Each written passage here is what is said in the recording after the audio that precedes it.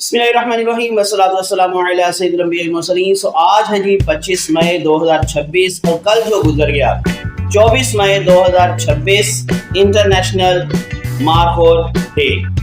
पाकिस्तान की क्वेश्चन से ये पहली दफ़ा मई 2024 को सेलिब्रेट किया गया था और रिकमेंड किया था ये जनरल असम्बली अक़वाम मुत्तहिदा यानी कि UN जनरल असम्बली, उसकी तरफ से ये रिकमेंड करवाया गया पाकिस्तान की कोशिशों से, और उसके साथ बाकी ममालिक भी शामिल थे जिनमें ये जो मारखोर है जी ये इंडेंजर्ड स्पीशीज़ के तौर पर आपको पता है मौजूद है, और इसमें स्पेशली शामिल है सेंट्रल एशिया, जिस तरह से south Asia, Pakistan, India, Afghanistan, Turkmenistan, इस तरह से उज़्बेकिस्तान। तो ये सारे जो इलाके हैं जी ये मारखोर के सारी बात है नेटिव एरियाज़ हैं।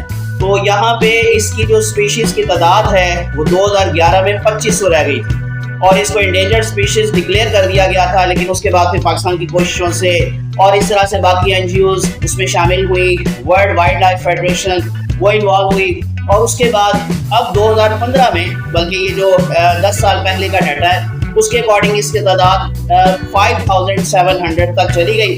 तो अब इसको इंडेंजर्ड स्पीशीज से निकाल कर तो नियर थ्रेटेड में शामिल कर लिया गया है रेड जोन में। तो एनीवेज अब हम आज ये वीडियो क्यों बना रहे हैं, क्योंकि हमारे पास मारखोर के दूर के रिश्तेदार आए हुए हैं, तो मैं आपको उनसे मिलवाता हूँ और उसके बाद फिर इंशाल्लाह इस वीडियो के अंदर हम लोग वो हिडन फैक्ट्स देखेंगे मारखोर के हवाले से जो आप लोगों के लिए वेरी इंटरेस्टिंग होंगे, और उसमें स्पेशली हम लोग बहुत बेसिक चीज़ें आपको बताएंगे जो आपने पहले कभी नहीं सुनी होगी। तो मेरे साथ मौजूद हैं जी मारखोर के दूर के रिश्तेदार। ये देखिए ये उसी की तरह के सींग, क्योंकि मारखोर को आपको पता है कि एक और जो है वो इसके लिए नाम यूज होता है स्प्रिंग और वुड। तो मारखोर जो है वो सबसे लार्जेस्ट गोट है दुनिया के अंदर। सो गोट फैमिली से बिलोंग करने वाले जानवरों में से सबसे जो बड़ा जानवर है वो मारखोर है। लेकिन अकॉर्डिंग टू डार्विन जो एक मशहूर और मारूफ नेचुरलिस्ट है, के लिए एवोल्यूशनिस्ट है, सारे इसका नाम जानते हैं, तो उसके मुताबिक ये जो मारखोर और वाइल्ड गोट उसकी ब्रीडिंग के बाद ये मॉडर्न गोट्स जो थी ये दुनिया पे आई एवोल्यूशन के प्रोसेस के रिजल्ट में। तो ये आप जो देख रहे हैं ये मारखोर के दूर के रिश्तेदार हैं हमारे पास मौजूद हैं। सो नो परेशान नहीं होना, आप ही के ऊपर वीडियो बन रही है, ठीक है।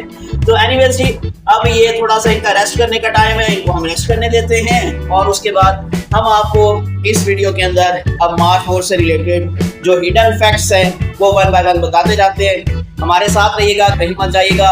विदाउट वेस्टिंग टाइम चैनल को सब्सक्राइब करके प्रेस करने बेल आइकॉन, ताकि पाकिस्तान से रिलेटेड भी आपकी इंफॉर्मेशन में इजाफा होता रहे। मिलते हैं छोटे से ब्रेक के बाद।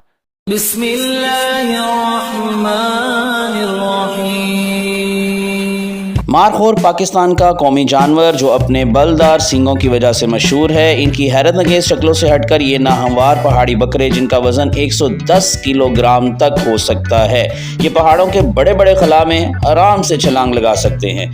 तो आज इस कौमी जानवर की हम कुछ खसूसियात आपके सामने रखते हैं। सबसे पहले इसके नाम पर आ जाते हैं। जो इसका नाम है जी वो पर्शियन यानी कि फ़ारसी और कुछ हद तक पश्तो के अल्फाज से मिलकर बना है। मार का मतलब है सांप और खोर का मतलब है खाने वाला, तो इसका मतलब फिर बनता है सांप खाने वाला। लेकिन ये एक मिथ है, क्योंकि ये 100% स्ट्रिक्टली हर्बीवोरस है, तो ये सांप तो बिल्कुल भी नहीं खाता। मकामी लोक दास्तानों का दावा है कि जंगली बकरी सरगर्मी से सांपों का शिकार करती है और इन्हें मारती है, लेकिन इनके ऐसा करने का कोई सबूत नहीं है। ये नामुमकिन तौर पर इनके कॉर्क स्क्रू यानी कि बलदार सींगों का हवाला देता है जो सांप की क्वाइलिंग शक्ल की नकल करते हैं। और एक ये भी चीज़ मशहूर है कि ये अपने टांगों से यानी कि अपने पाँव से सांपों को मारते हैं, लेकिन खाते बिल्कुल भी नहीं हैं।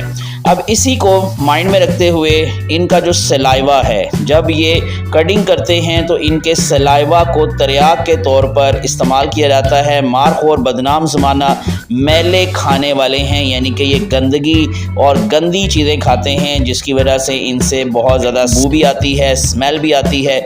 जब वो चरते हैं और चबाते हैं तो इनसे गाढ़ा जागदार लुआब निकलता है जो ज़मीन पर टपकता है। वस्ती एशिया में मकामी कम्युनिटीज़ सांप के काटने के लिए एक मौसर रवायती इलाज निकालने के लिए खुश्क जो लुआब है उसको तवील अरसे से इस्तेमाल कर रहे हैं। مارخور کے بارے میں ایک interesting fact about their sexual dimorphism, یعنی کہ نر اور مادہ کا فرق آسانی سے معلوم کیا جا سکتا ہے۔ جو نر ہوتا ہے وہ کافی دیکھنے میں بھی بڑا نظر آتا ہے، اس کا وزن بھی فیمیل سے دگنا ہوتا ہے، جبکہ بال بھی اس کے کافی زیادہ لمبے اور گھنے ہوتے ہیں۔ نر مارخور کے جو سینگ ہوتے ہیں وہ 5 فیٹ 4 انچز تک بڑھ سکتے ہیں، جو کہ بہت سے انسانوں سے بھی لمبے ہوتے ہیں۔ اس لیے ان کے سینگوں کو نیزہ بازی جیسے کھیلوں میں بھی استعمال کیا جاتا رہا۔ جو فیمیل ہوتی ہیں ان کے سینگ بہت چھوٹے ہوتے ہیں، تقریباً 10 انچ ان کی لمبائی ہوتی ہے، اسی وجہ سے ان میں آسانی سے فرق دیکھا جا سکتا ہے۔ جو نر ہوتے ہیں وہ اپنے سینگوں کا جو استعمال ہے وہ زیادہ طور پر اس وقت کرتے ہیں جب انہوں نے فیمیل کو اٹریکٹ کرنا ہو، تو آپس میں لڑتے ہوئے وہ اپنے سینگوں کا استعمال کرتے ہیں، لیکن اس کے علاوہ یہ زمین کو کھودنے میں اور درختوں کی چھال نکالنے میں بھی اس کو استعمال کرتے ہیں۔ پھر درخت پر جس طرح سے آپ کو اینول رنگز دکھائی دیتی ہیں جس سے آپ لوگ درخت کی عمر کا اندازہ لگا سکتے ہیں، اسی طرح سے جو مارخور ہے اس کے سینگوں کے اوپر بھی آپ کو رنگز نظر آئیں گی، جن کو کاؤنٹ کر کے آپ ان کی ایج کا بھی اندازہ لگا سکتے ہیں۔ نر اور مادہ جو مارخور ہوتے ہیں ان کا جو بیہیویئر ہوتا ہے وہ بھی ایک دوسرے سے کافی زیادہ ڈیفرنٹ ہوتا ہے۔ جو فیمیل ہوتی ہیں وہ چھوٹے چھوٹے ریوڑ جس میں 8 سے 10 مارخور ہوتی ہیں، فیمیل ہی ہوتی ہیں، تو ان کو ایک لیڈ کر رہی ہوتی ہے، تو اس طرح سے یہ اپنی زندگی گزارتے ہیں زیادہ طور پر۔ لیکن جو میل ہوتے ہیں وہ زیادہ اکیلے ہی رہنا پسند کرتے ہیں، اور اس کی ایک وجہ ان کی جو اڈلٹ ایج ہے وہ بھی ایک دوسرے سے ڈیفرنٹ ہے۔ جو فیمیل ہوتی ہے وہ 2 سال کی عمر میں آلموسٹ اڈلٹ ہو جاتی ہیں، جبکہ مرد جو ہوتے ہیں وہ 5 ایئرس کی ایج میں جا کر اڈلٹ ہوتے ہیں۔ اسی وجہ سے یہ اکیلے اتنا وقت کیوں گزارتے ہیں اس کی بھی اب آپ لوگوں کو سمجھ آ گئی ہوگی۔ اب آخر پر ہم اس کی کچھ کنزرویشن کی بات کریں گے کہ ان کی تعداد میں کمی کیوں آئی اور اس کو اب کس طرح سے بڑھایا جا رہا ہے دوبارہ سے۔ تو GGT یعنی کہ گلوبل گارڈین ٹرسٹ، اس کے مطابق جیسے میں نے اس ویڈیو کے سٹارٹ پر بھی آپ کو بتایا تھا کہ 2011 کے اندر ان کی تعداد جسٹ 2500 رہ گئی تھی اور ان کو انڈینجرڈ سپیشیز میں شامل کر دیا گیا تھا، لیکن اس کے بعد پھر اس کی تحفظ کی بہتر کوششوں کی وجہ سے یہ تعداد واپس آنا شروع ہو گئی۔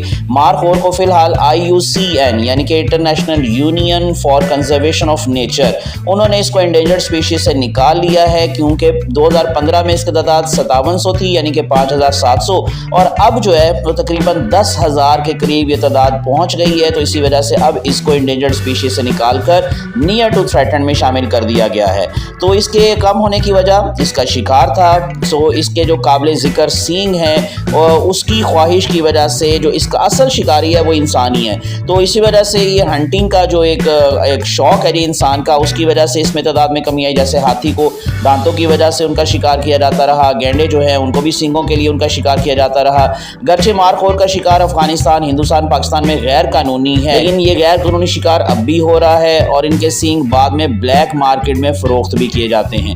اگرچہ مارخور کا شکار زیادہ تر غیر قانونی ہے، لیکن حکومت پاکستان ہر سال مارخور کی 3 ذیلی اقسام میں سے ہر ایک کے شکار کے لیے 4 اجازت نامے جاری کرتی ہے، چنانچہ اس کی پھر آکشن یعنی کہ نیلامی کی جاتی ہے، اور اس کے بعد پھر 12 مارخور جو ہے وہ سال میں شکار کرنے کے لیے لائسنس فروخت کیے جاتے ہیں۔ تو اس کی رقم وہ تحفظ کی کوششوں میں ہی استعمال کی جاتی ہے، یعنی کہ مارخور کو مار کر مارخور کی ہی تحفظ کی کوششیں کی جاتی ہیں۔ یہ بھی بہت دلچسپ ہے۔ اب کافی کوششیں کی جا رہی ہیں اور اس کی تعداد کو بڑھانے کی کوشش کی جا رہی ہے۔ ہمیں بھی اپنا رول پلے کرنا ہے اور اپنے قومی جانور کو بچانے کی کوشش کرنی ہے، اویئرنیس دینی ہے لوگوں کو اسپیشلی، کیونکہ ہم یہاں پر بیٹھ کے صرف اویئرنیس دے سکتے ہیں، اصل میں جو ان کی نیٹو ایریاز ہیں یعنی کہ جو ہلی ایریاز ہیں وہاں کے لوگوں کو سمجھانا ہوگا۔ یہ تھی کچھ دلچسپ حقائق اباؤٹ دا مارخور۔ تو انشاءاللہ اسی طرح کی مزید آپ لوگوں کو ویڈیوز ملتی رہیں گی۔ چینل کو سبسکرائب کر کے پریس کر لیں بیل آئیکن۔ اللہ حافظ۔ پاکستان زندہ باد۔